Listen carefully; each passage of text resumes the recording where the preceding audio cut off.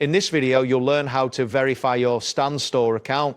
By following these steps, you'll ensure that your account is activated and ready for use. Begin by checking the email inbox associated with the account you created. This is the email address you provided during the sign-up process. Next, locate the verification email. You should specifically look for an email sent from Stan Store. The subject line may contain keywords like verification or confirm your email. Once you find the email, open the message. Inside, you will see a button labeled Verify Email.